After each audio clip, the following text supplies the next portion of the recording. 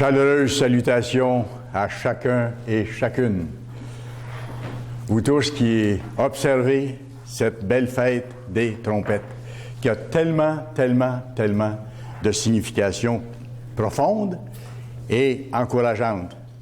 Les personnes qui sont plus nouvelles avec nous vont découvrir des choses, les autres vont pouvoir en approfondir davantage. Le titre de mon message aujourd'hui, les événements de la 7e trompette. Les événements de la 7e trompette. Vous savez que chacune des fêtes décrétées par Dieu représente une des étapes de son plan, du plan qu'il est en train d'accomplir. Et par rapport au temps de la fin où nous sommes au temps de la fin, on le voit par les signes extérieurs dans le monde. La prochaine étape à se réaliser, c'est justement celle de la fête des trompettes qu'on a le bonheur et le privilège et la responsabilité de célébrer aujourd'hui. Bientôt, 7 trompettes se feront entendre sur toute la terre, successivement, une à la fois. Quand? Au cours de la dernière année précédant le retour de Jésus-Christ sur la terre, c'est-à-dire la dernière des 3 années et demie de la grande détresse qui approche. C'est ce que la Bible appelle le jour du Seigneur. Le jour du Seigneur, c'est une année, c'est la dernière année de la grande détresse. Et la Bible l'appelle, cette année-là, on va voir tantôt plus en détail dans la Bible, l'année de la colère de Dieu. L'année de la colère de Dieu. L'année au cours de laquelle Dieu va intervenir directement, de façon fracassante et éclatante dans les affaires du monde pour préparer la libération de l'humanité et l'arrêter de souffrir, pour établir un gouvernement mondial juste et que les gens vivent en paix et dans l'abondance. Aujourd'hui, je veux mettre l'accent sur les événements de la 7e trompette. Ces événements-là que je vais vous décrire vont se produire vers la toute fin de la dernière année précédant le retour du Christ sur la terre. Les événements que je vais vous décrire là, à partir de la Bible, ça va arriver à la toute fin de la dernière année avant le retour de Jésus-Christ. Et parmi ces événements-là, par exemple, je vais parler à un moment donné de la résurrection de ceux qui appartiennent à Dieu. Ça fait partie de ces événements-là qui vont arriver à la toute fin. Résurrection de ceux qui sont décédés dans l'histoire, là, comme le roi David, Moïse, les serviteurs de Dieu de l'Ancien Testament, ces prophètes, et ceux de notre époque, M. Armstrong, M. Appartient, et ceux d'entre nous qui vont peut-être s'endormir avant que le Christ revienne, mais qui vont être amenés à la vie à ce moment-là. Première résurrection.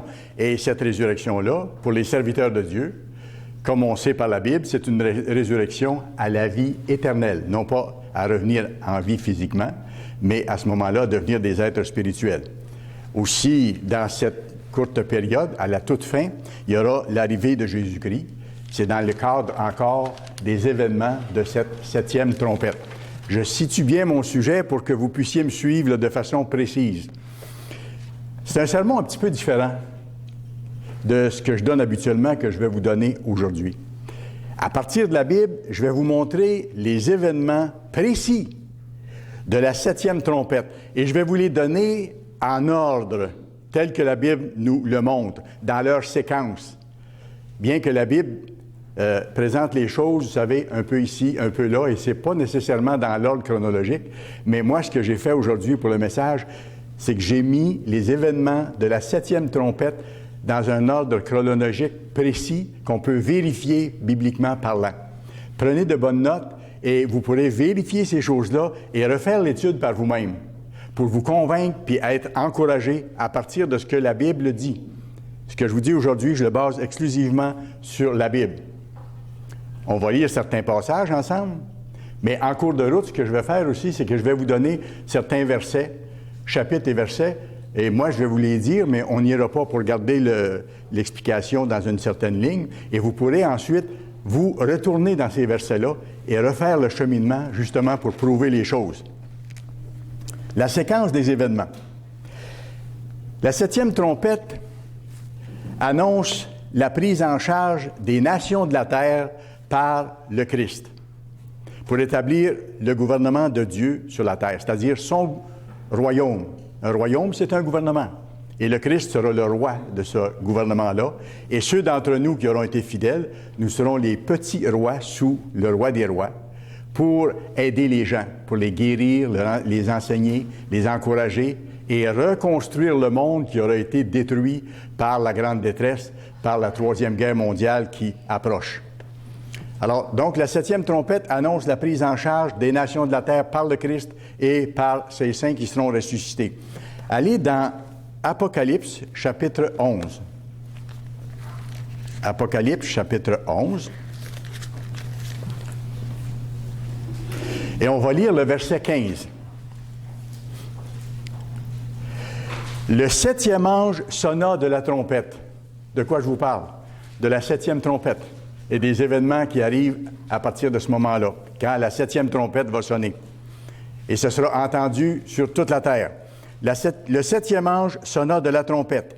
Il y eut dans le ciel de fortes voix qui disaient « Le royaume du monde est remis à notre Seigneur et à son Christ, et il régnera au siècle des siècles. » Ici, ce qui est dit, c'est une proclamation, c'est un décret venant de Dieu disant que le temps est venu pour que la direction du monde soit prise en charge par le Créateur. On sait que c'est le Christ qui nous a créés, selon le plan qu'il avait établi avec son Père, avec le gouverneur de l'univers.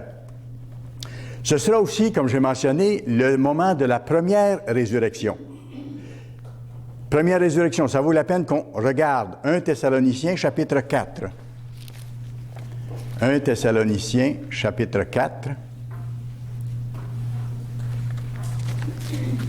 Vous allez voir, tout se tient dans le plan de Dieu et son plan est extrêmement précis. Ce qu'il a accompli dans son plan jusqu'à date s'est réalisé et ce qu'il annonce dans ce qui reste à accomplir va également s'accomplir. 1 Thessaloniciens 4, versets 15 à 17. « Voici en effet ce que nous vous déclarons d'après la parole du Seigneur.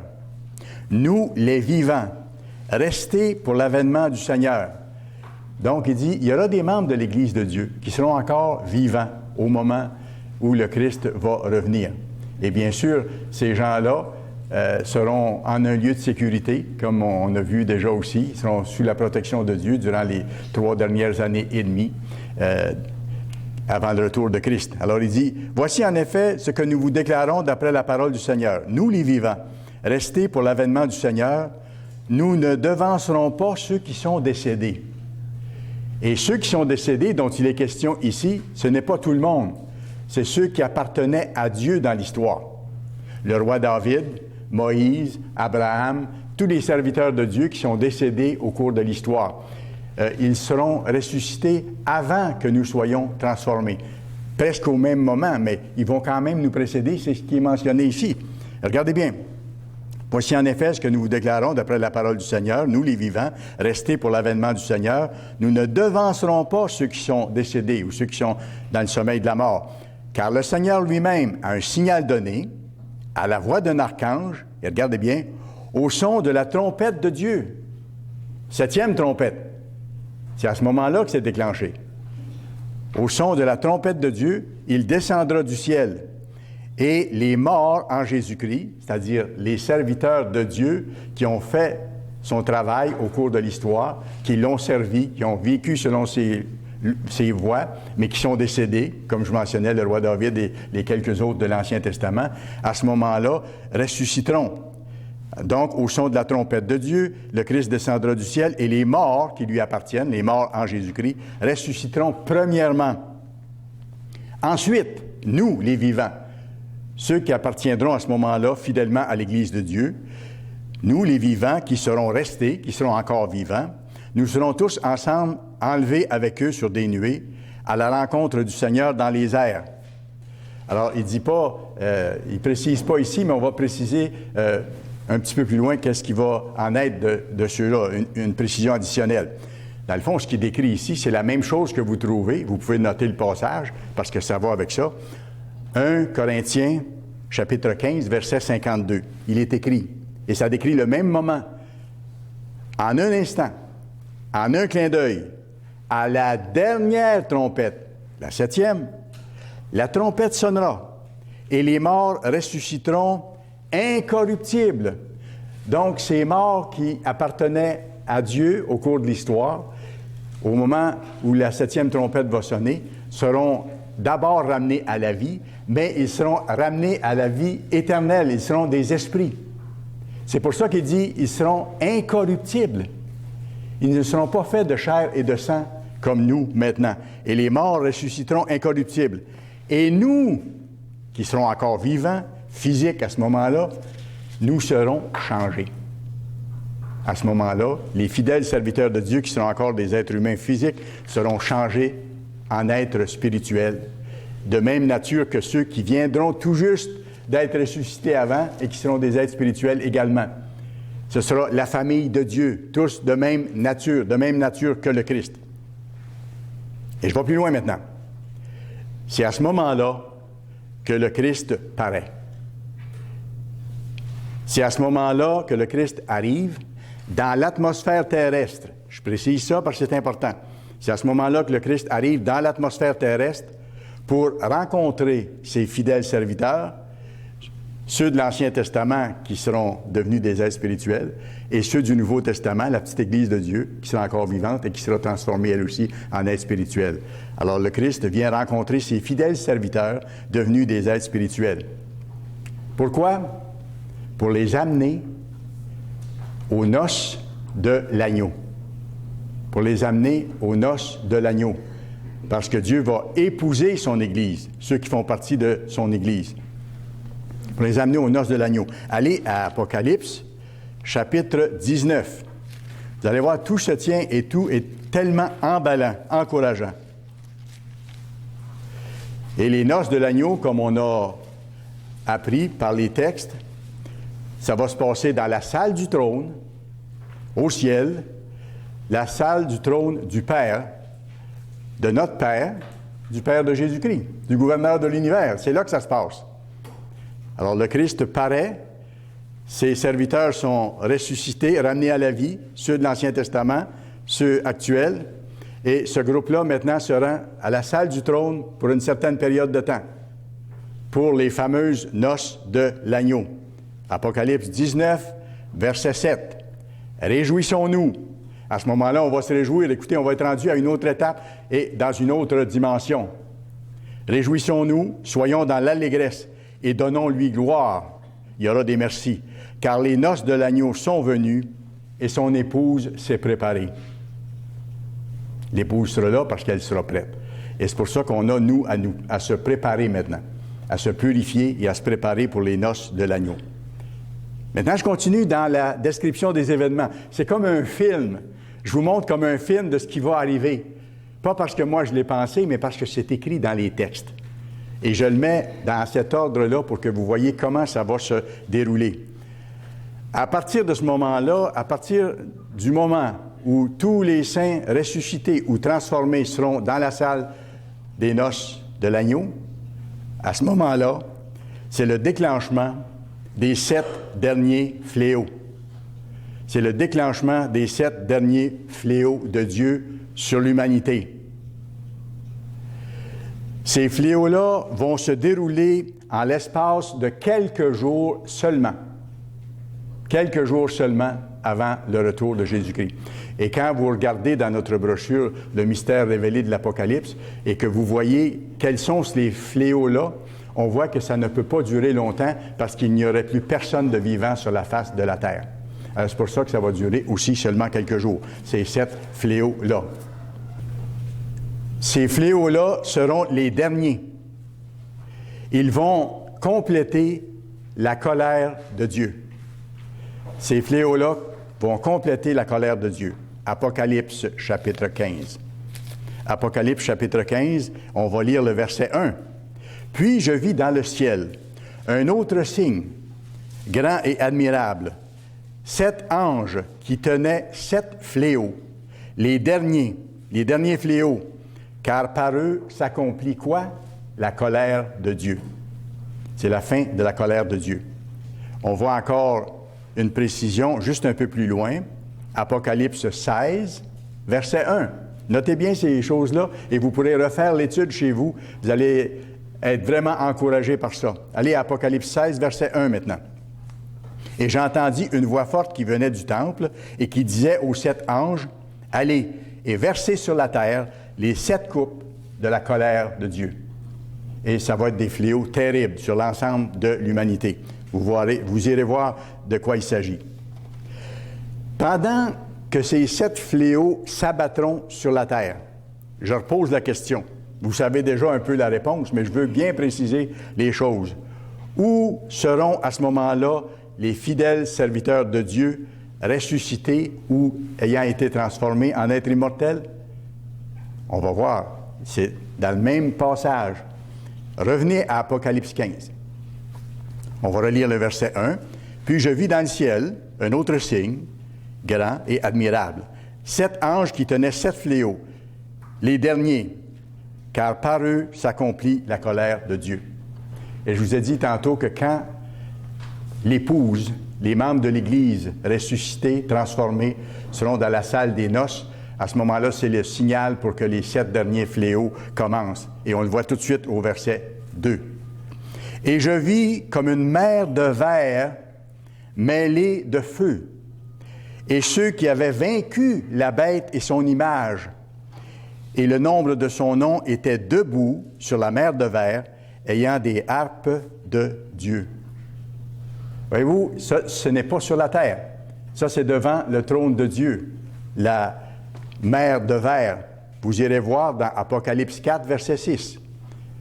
Faites un tiret et marquez simplement Apocalypse 4, verset 6. Moi, je vais vous le dire ici. Ça décrit le même lieu. Et c'est une vision que l'apôtre Jean a eue à ce moment-là du trône de Dieu, de la belle salle du trône de Dieu. Il y a encore devant le trône, en parlant du trône de Dieu au ciel, comme une mer de verre, semblable à du cristal. Voyez-vous, c'est le même endroit. Et c'est là que la famille de Dieu, c'est là que l'épouse du Christ sera réunie avec le Père et avec l'époux dans la salle du trône. Revenons maintenant au verset 2, je le relis. « Et je vis comme une mer de verre mêlée de feu, et ceux qui avaient vaincu la bête, son image et le nom de son nom, étaient debout sur la mer de verre, ayant des harpes de Dieu. » Lisons maintenant à partir du verset 5. 5 à 8. Versets 5 à 8. « Après cela, je regardai, c'était encore la vision de l'apôtre Jean, Dieu lui a révélé dans sa tête ce qui allait venir à notre époque et un peu après, au moment de la 7e trompette. Après cela, je regardai, et le temple du tabernacle du témoignage fut ouvert dans le ciel. Les 7 anges qui tenaient les 7 fléaux sortirent du temple, revêtus de fin lin pur, éclatant, et ayant des ceintures d'or autour de la poitrine. L'un des 4 êtres vivants donna aux 7 anges 7 coupes d'or, pleines de la colère de Dieu, qui vit au siècle des siècles. Le temple fut rempli de fumée à cause de la gloire de Dieu et de sa puissance. Et personne ne pouvait entrer dans le temple jusqu'à ce que les 7 fléaux des 7 anges soient accomplis. Voyez-vous comment tout est précis dans le plan de Dieu? Et c'est formidable quand on peut mettre en séquence comme ça, temporelle, ce qui va se passer. Ça nous fait voir vraiment ce qui s'en vient et ce qui va se passer. Et à ce moment-là, nous serons, parce que je présume que nous serons là, on veut y être, on persévère dans les voies de Dieu. Et si on persévère, Dieu va nous amener, Dieu va nous purifier, il va nous aider à nous rendre à terme. À ce moment-là, ceux qui auront été ressuscités et transformés en êtres spirituels qui seront dans la salle du trône seront hors de l'espace, hors du temps aussi. Dieu a créé toutes choses. Dieu a créé la matière, Dieu a créé l'espace entre les lieux, parce que ça prend la matière pour qu'il y ait de l'espace, et le temps. Dieu a créé le temps, l'espace, la matière. Mais Dieu lui-même est en dehors du temps. C'est pour ça que la Bible dit que pour Dieu, un jour, c'est comme 1000 ans. Ou 1000 ans, c'est comme un jour. Lui est en dehors du temps. Alors, quand nous serons aux noces de l'agneau, comprenez-vous qu'on sera hors du temps. Donc, ça ne correspondra pas au temps qui va continuer de se passer sur la terre, au nombre de jours qui va se passer sur la terre pendant les 7 derniers fléaux, qui eux autres vont arriver à la toute fin.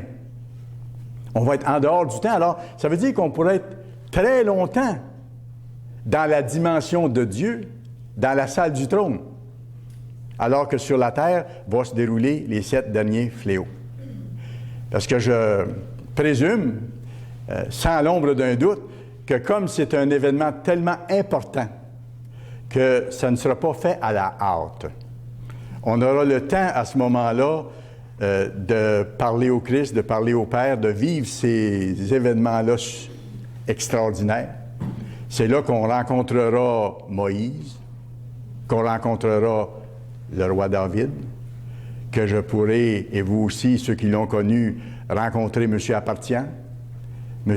Armstrong, que j'ai eu l'occasion de connaître aussi, et tout ça, parce qu'ils auront été ramenés à la vie, et ils seront là pour les noces de l'agneau, parce que ça a été des serviteurs fidèles de Dieu.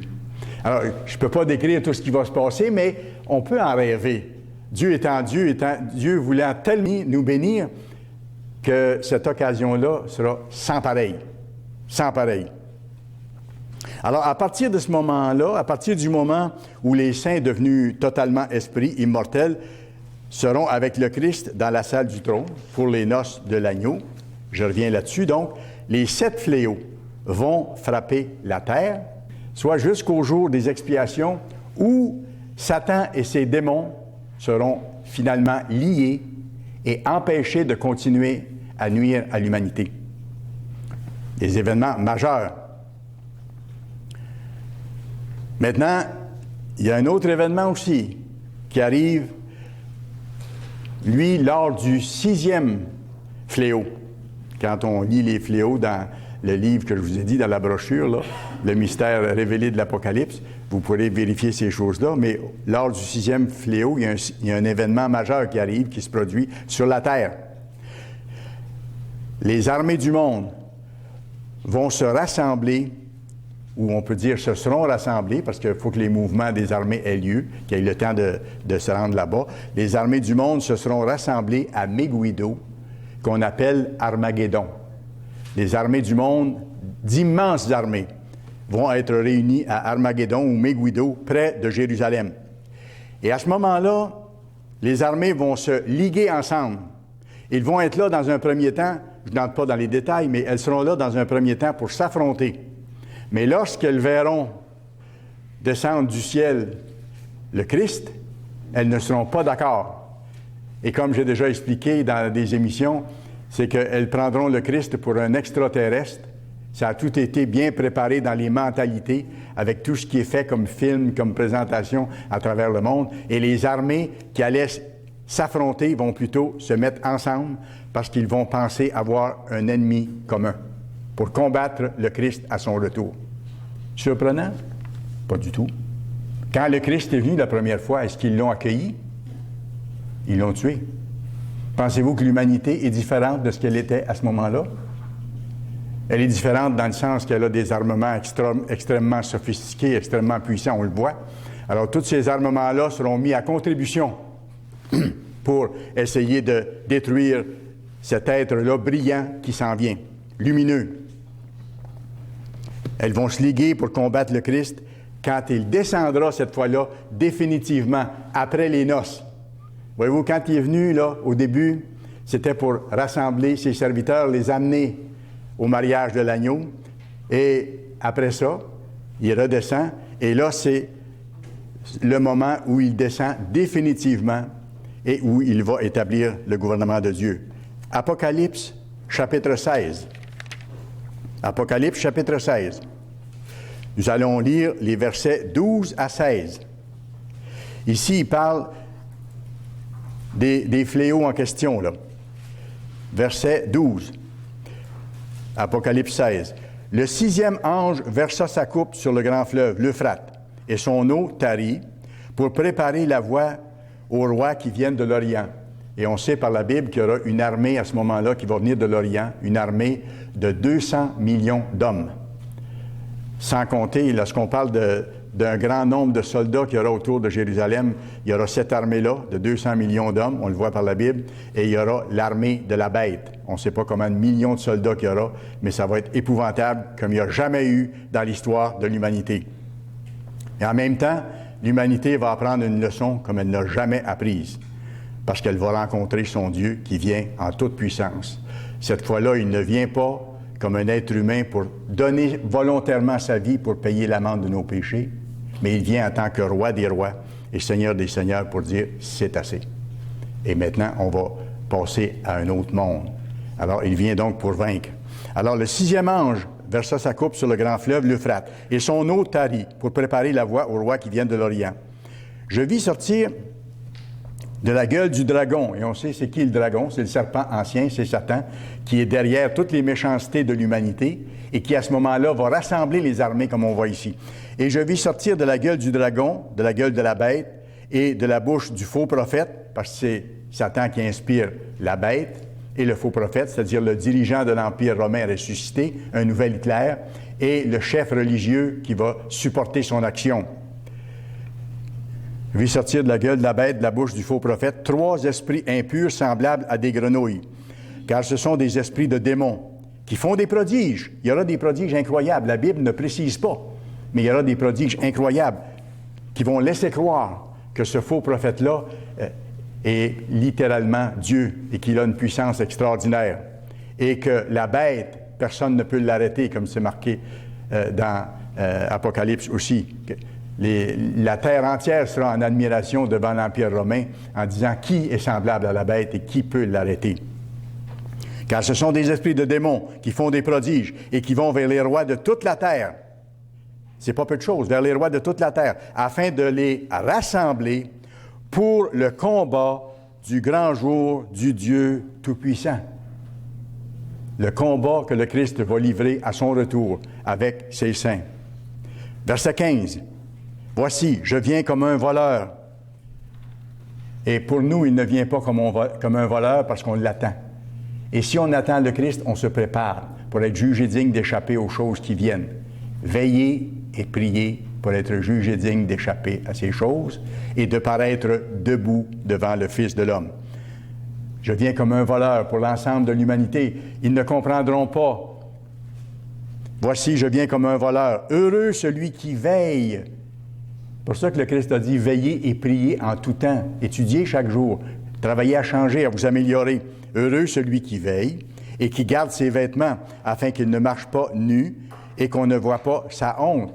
C'est-à-dire qu'il doit marcher selon la justice de Dieu. Et c'est ça, la justice de Dieu, la façon de vivre selon ses lois. Ce sont les vêtements des saints, le fin lin.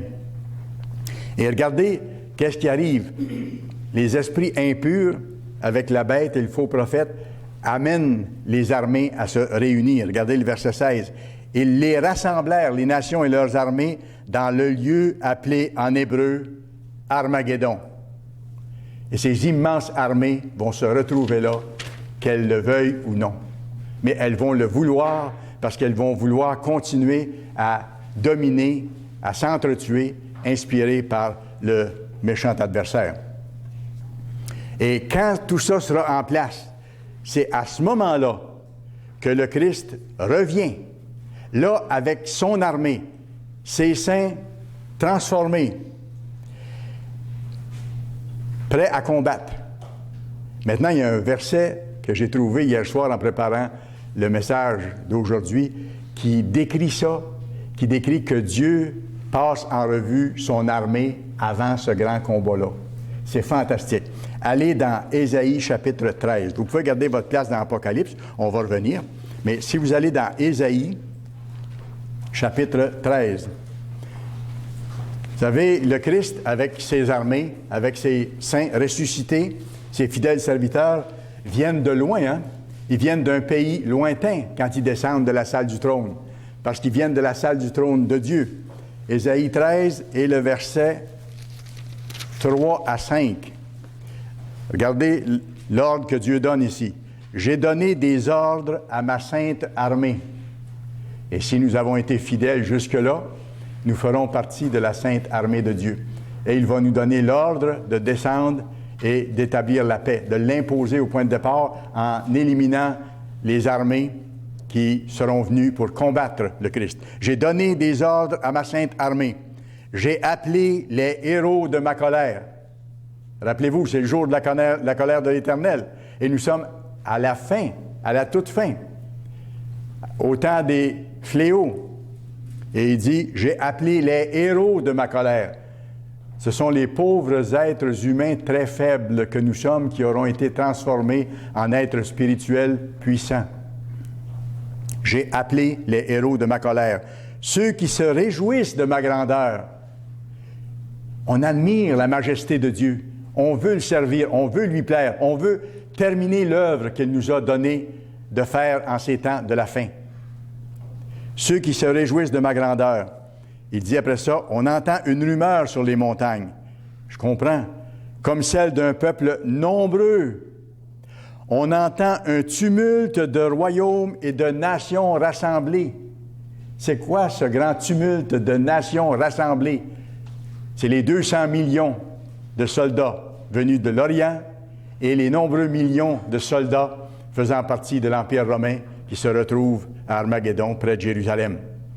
Et Dieu donne l'ordre à ce moment-là à ses armées de descendre et de régler la question. Mais il dit, on entend une rumeur sur la montagne, un peuple nombreux, on entend un tumulte de royaumes, de nations rassemblées.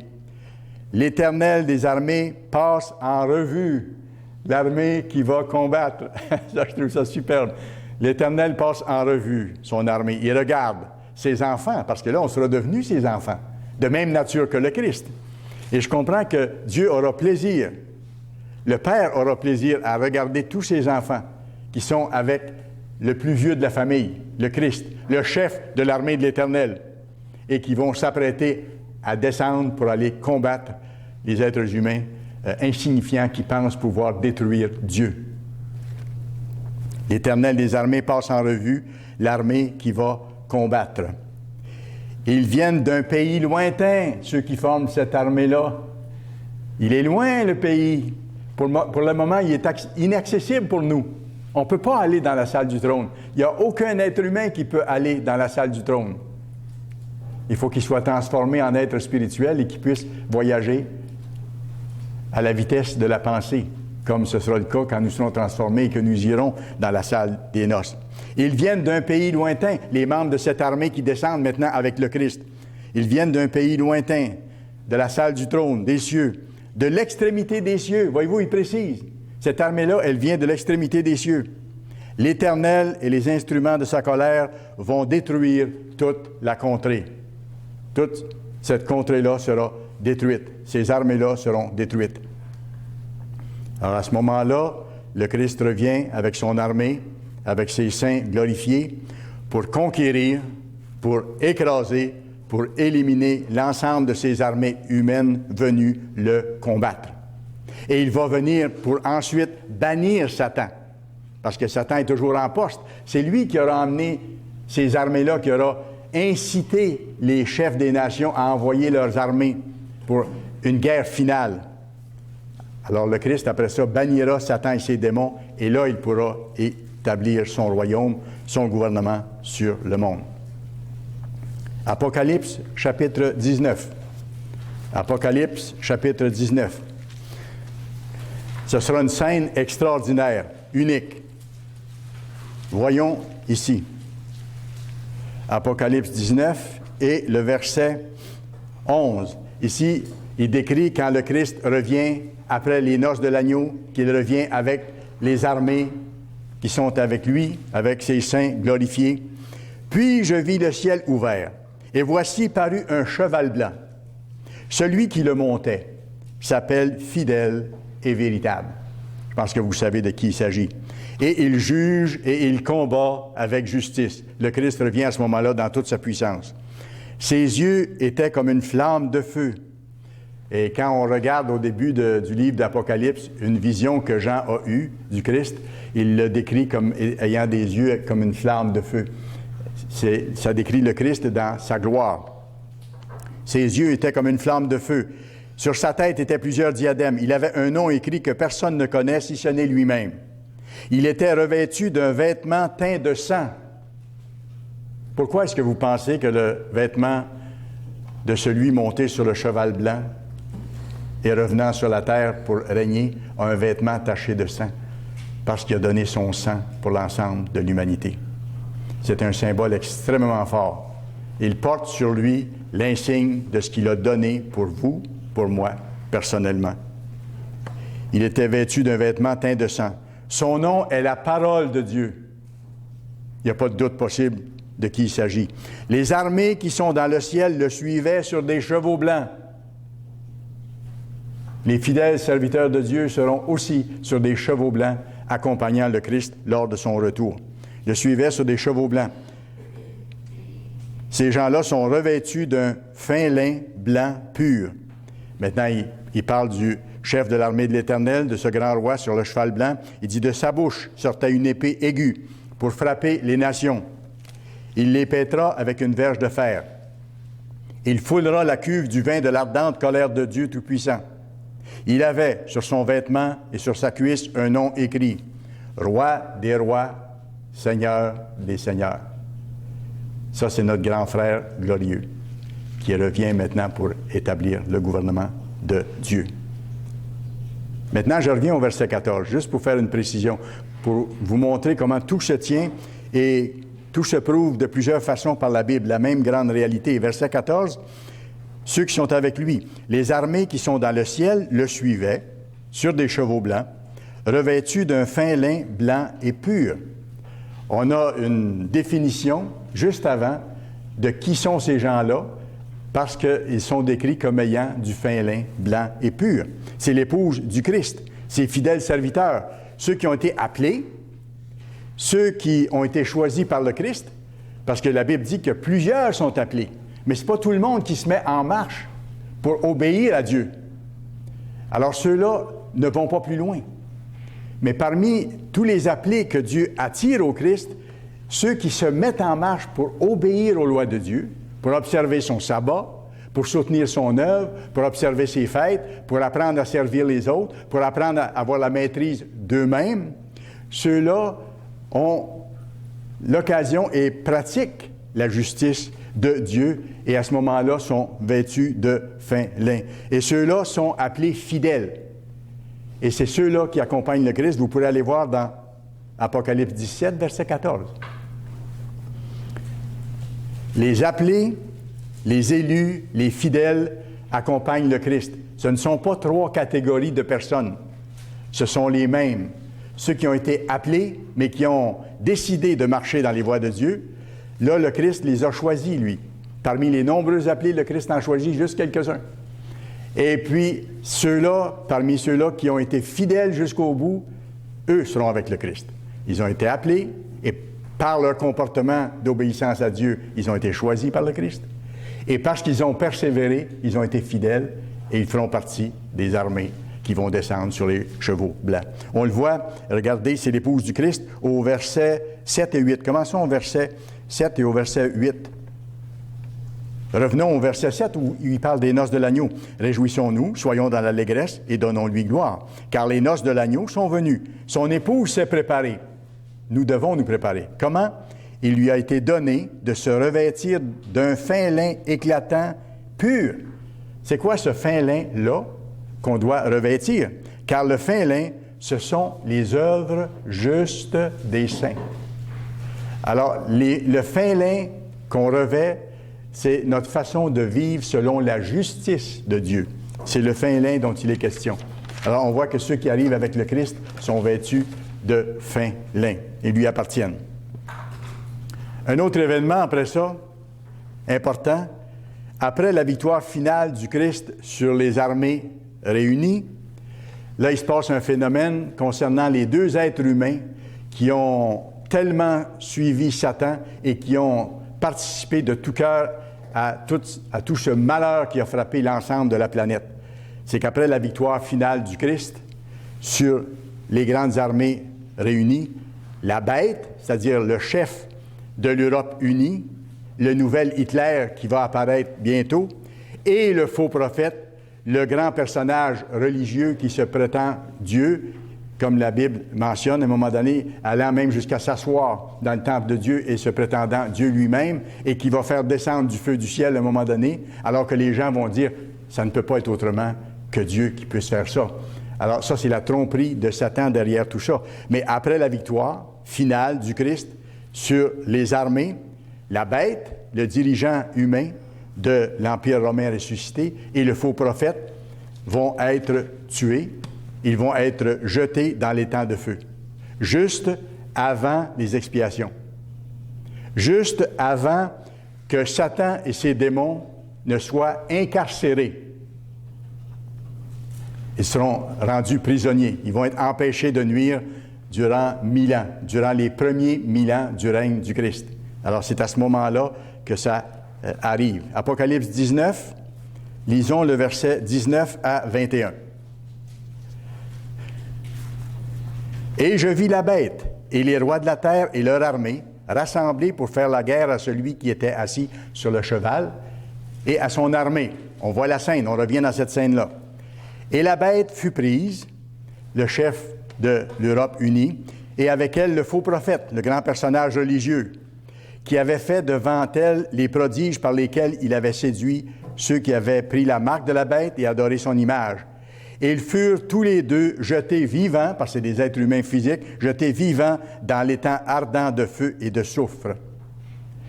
Et les autres furent tués par l'épée qui sortait de la bouche de celui qui était assis sur le cheval. Et tous les oiseaux se rassasièrent de leur chair. C'était un événement extraordinaire, unique dans l'histoire. Alors, ces deux grands responsables humains seront détruits à ce moment-là. Et c'est après que Satan est lié pour 1000 ans. Après que ces deux personnages-là sont détruits, c'est tout de suite après que Satan est lié, empêché de nuire pendant 1000 ans. On le voit tout juste après, Apocalypse 20, versets 1 à 3. Apocalypse 20, versets 1 à 3. « Puis je vis descendre du ciel un ange qui avait la clé de l'abîme et une grande chaîne dans sa main. Et il saisit le dragon, le serpent ancien, qui est le diable et Satan, et il le lia pour 1000 ans. » Voyez-vous, c'est terminé, il ne pourra plus influencer les nations. Et c'est pour ça qu'au cours du premier millénaire du règne du Christ, le monde connaîtra enfin la paix, que la guerre va cesser. C'est marqué dans la Bible que les gens n'apprendront plus la guerre. Ça sera terminé. Les haines, les amertumes, les violences de toutes sortes vont être éliminées de la terre graduellement. Et nous allons enseigner les nations les voies de Dieu, et Dieu va les bénir en conséquence. Et il y aura une abondance extraordinaire. Et la ville de Jérusalem, comme c'est marqué à différents endroits, sera enfin en sécurité. Et on mentionne dans la Bible qu'à ce moment-là, il y a des personnes âgées qui seront assises dans les rues de Jérusalem avec leur bâton à la main parce qu'ils seront avancés en âge et les petits-enfants vont jouer dans les rues. Alors que maintenant, Israël et Jérusalem est souvent sous les bombes et sous les attaques. Ce sera un monde complètement nouveau. C'est ce monde-là qu'on annonce. Et c'est cette culture-là que nous représentons. Et c'est pour ça qu'on s'efforce de vivre selon les lois de Dieu, de les mettre en pratique. Parce que pour nous, c'est une façon de vivre. Ce n'est pas simplement une connaissance théorique. Si ça reste une connaissance théorique, nous n'appartenons pas à Dieu. Si non seulement on croit en Dieu, mais qu'on croit ce que Dieu dit, on s'applique à faire sa volonté, à travailler, à changer. On n'est pas parfait d'un coup, mais on demande son aide graduellement. Il ne faut pas se décourager, mais il faut continuer. C'est ce que Dieu nous montre. Celui qui va persévérer jusqu'à la fin, hein, c'est ça, entrera dans le royaume. Alors ici, on voit qu'il y a un ange qui descend du ciel, qui saisit Satan le diable et le lia pour 1000 ans. Verset 3. Il le jeta dans l'abîme, un endroit fermé, ferma et scella l'entrée au-dessus de lui, afin qu'il ne séduise plus les nations, jusqu'à ce que les 1000 ans soient accomplis. Après cela, il faut qu'il soit délié pour un peu de temps. Et on sait qu'à la toute fin du premier millénaire du règne heureux du Christ, Dieu va permettre que Satan, pour une dernière fois, soit libéré pour une courte période. Mais on va voir encore, puis c'est annoncé dans les prophéties, que l'humanité, dans une certaine partie, va se laisser convaincre encore. Satan est puissant. Et ils vont vouloir attaquer Jérusalem, alors que le Christ est là, alors que les saints sont là, alors que le monde a changé, un beau monde de paix. Mais il y aura plein de monde qui vont encore suivre Satan et qui vont malheureusement devoir en payer le prix.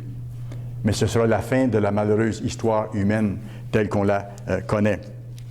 Alors, il le lia pour 1000 ans. Après, il faut qu'il soit délié pour un peu de temps pour ce dernier test, avant que Dieu ramène à la vie tous ceux qui ont vécu dans l'histoire pour avoir leur chance d'être appelés.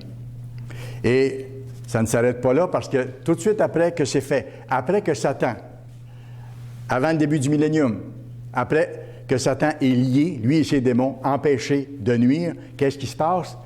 Les postes de responsabilité sont accordés aux serviteurs fidèles de Dieu. Qu'est-ce que le Christ a expliqué? Il dit, ceux qui sont fidèles, il y en a un qui va recevoir l'autorité sur 5 villes, l'autre sur 10 villes. C'est pas dans le ciel, c'est sur la terre. Certains auront des régions à administrer, certains des provinces, certains une ville, 2 villes, 5 villes, comme le Christ mentionne. C'est formidable. Mais à ce moment-là, les postes seront attribués aux gens. Et les postes seront attribués à ceux qui l'ont déjà servi dans le passé, qui sont morts en tant que vrais serviteurs de Dieu. On sait même dans le cas de certains quel poste qu'ils auront. On voit que les 12 apôtres qui ont été fidèles, auront un poste au-dessus de chacune des nations d'Israël. Il y a 12 nations d'Israël et le Christ leur a dit, on voit dans la Bible, vous serez assis sur des trônes pour juger les 12 nations d'Israël. Et on voit que le roi David sera ramené à la vie et régnera encore au-dessus des nations d'Israël. Alors, à ce moment-là, je reviens à ça, après que Satan aura été lié, les postes seront attribués à ceux qui seront devenus des êtres spirituels et qui auront prouvé à Dieu qu'ils veulent lui appartenir et faire sa volonté. Dieu va les rendre parfaits à ce moment-là, au moment où ils auront été transformés, et là, ils pourront exercer leurs responsabilités. Dieu va être certain que ces gens-là vont lui être fidèles éternellement et qu'ils ne se détourneront jamais de lui comme Satan avait fait. Ça, c'est formidable. C'est pour ça qu'on a des tests, c'est pour ça qu'on a des épreuves, c'est pour ça qu'on doit vaincre avec l'aide de Dieu. Seul, on est incapable, mais avec l'aide de Dieu, on peut vaincre. Et une fois qu'on aura vaincu, il va nous donner la perfection pour être capable d'être comme le Christ. On sera exactement comme notre grand frère. Et la Bible mentionne qu'on le verra tel qu'il est. Pourquoi? Parce qu'on sera devenu de même nature que lui, totalement spirituel. Bien sûr, on pourra reprendre notre forme physique pour aider les êtres humains sur la terre. Ceux à qui on aura à enseigner, ceux qu'on aura à consoler, ceux qu'on aura à nourrir, ceux qu'on aura à guérir. Et on pourra prendre notre forme physique comme le Christ faisait. Après sa résurrection, il l'a fait à quelques reprises. Il a repris son corps physique. Il est allé rencontrer ses apôtres. Et même une fois, il a dit, est-ce que vous avez quelque chose à manger? Quand il est apparu à un moment donné au milieu d'eux, il pensait que c'était un fantôme. Il a dit, est-ce que vous avez quelque chose à manger? Non, c'est moi. Et ils avaient du poisson, il dit, il a mangé avec eux. Alors, c'est ce qu'on pourra faire dans le monde à venir pour aider les gens. Alors, les postes de responsabilité seront attribués à ce moment-là, et c'est là que le règne de Christ pourra commencer. On le voit tout de suite après, verset 4, Apocalypse 20. On vient de voir que Satan est enchaîné. Tout de suite après, les postes de responsabilité sont donnés. Verset 4. « Et je vis des trônes. » Ah! Et il y a des gens qui vont s'asseoir sur ces trônes-là pour diriger dans le monde, sous la direction du Christ. « Et je vis des trônes. Et à ceux qui s'y assirent fut donné le pouvoir de juger, d'administrer, de diriger, de servir. Et je vis les âmes de ceux qui avaient été décapités à cause du témoignage de Jésus et à cause de la parole de Dieu. » Les gens qui sont morts dans l'Ancien Testament pour servir Dieu, qui ont payé de leur vie, les martyrs qu'il y a eu, et dit, ils auront des trônes, ils recevront leurs responsabilités, ces récompenses extraordinaires. Et je vis les âmes de ceux qui avaient été décapités à cause du témoignage de Jésus et à cause de la parole de Dieu, et de ceux qui n'avaient pas adoré la bête, ni son image, au temps de la fin, qui n'avaient pas reçu la marque sur leur front, ni sur leurs mains. Et ils revinrent à la vie. Et ils régnèrent avec le Christ pendant 1000 ans. Voyez-vous, là, ils reçoivent leur poste de service. Et là, ils commencent le règne sur la terre. Et il dit après ça, « Les autres morts ne revinrent point à la vie jusqu'à ce que les 1000 ans soient accomplis. » Parce que ceux qui reviennent à la vie au moment du retour de Christ, c'est seulement ceux qui lui appartiennent, qui lui ont appartenu dans le passé, ou qui vont lui appartenir au moment où il revient. Mais les autres ne reviennent pas encore à la vie. Ils reviennent à la vie seulement après le 1000 ans, comme la Bible l'explique. Et là, ils ont leur chance pour la première fois de connaître Dieu, de connaître son plan et d'être appelés. Ils seront tous appelés à ce moment-là. Il n'y aura pas simplement quelques-uns qui seront appelés. Ils seront tous appelés. Alors il dit, les autres morts ne revinrent point à la vie jusqu'à ce que les 1000 ans soient accomplis. Et il dit, ce qui vient de se passer, là, ceux qui sont revenus à la vie, qui reçoivent des postes d'autorité sur les nations, il dit, ça c'est la première résurrection. C'est la meilleure résurrection. Oui, parce que c'est la résurrection à la vie éternelle. Heureux et saints ceux qui ont part à cette première résurrection. La seconde mort n'a pas de pouvoir sur eux. Pourquoi il dit la seconde mort n'a pas de pouvoir sur eux? Cette mort-là, ce n'est pas la mort physique, parce que les êtres humains meurent tous physiquement un jour ou l'autre. Cette seconde mort-là, c'est la mort éternelle. Alors, ceux qui sont transformés en êtres spirituels parce qu'ils ont été fidèles, soit ceux de l'Ancien Testament, soit ceux aujourd'hui, ces gens-là sont épargnés de la deuxième mort parce qu'ils ont passé par la première résurrection, ils sont devenus des êtres immortels. La seconde mort n'a pas de pouvoir sur eux. Ils sont éternels. Mais ils seront sacrificateurs de Dieu et de Christ. Et ils régneront avec lui pendant 1000 ans. C'est ça. Et ça, c'est seulement le premier 1000 ans du règne de Christ. La Bible n'en dit pas plus. Il y a beaucoup de places dans la Bible où Dieu ne révèle pas tout. Il nous garde des petites surprises. Et ça va être intéressant de voir en cours de route tout ce que Dieu avait en réserve pour nous. Alors, ici, on vient de voir donc ce qui va se passer. Et ça correspond à ce que je viens de vous dire à Apocalypse 5, verset 10, où il est écrit « Tu as fait d'eux, tes serviteurs fidèles, transformés en êtres spirituels, un royaume et des sacrificateurs, et ils régneront sur la terre. » C'est encore expliqué clairement là. Alors, voyez-vous, en résumé, tous les événements qu'on a vus vont se dérouler à la 7e trompette, en quelques jours seulement. Tout ce qu'on a vu, là, j'ai pris le temps d'expliquer, j'ai essayé de ne pas expliquer trop non plus pour qu'on garde les éléments des événements clairement dans notre esprit, mais tout ce qu'on a vu va se dérouler à la 7e trompette. Reprenez la brochure, le mystère révélé de l'Apocalypse, et regardez les tableaux qu'on a dedans et les explications. Avec les notes que vous avez prises de ce que je vous ai expliqué, vous aurez plaisir à fortifier votre compréhension et à admirer encore davantage le Dieu formidable que nous avons l'honneur de servir.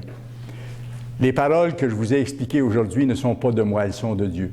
Et ces paroles-là sont certaines. Et le merveilleux monde à venir deviendra bientôt une réalité.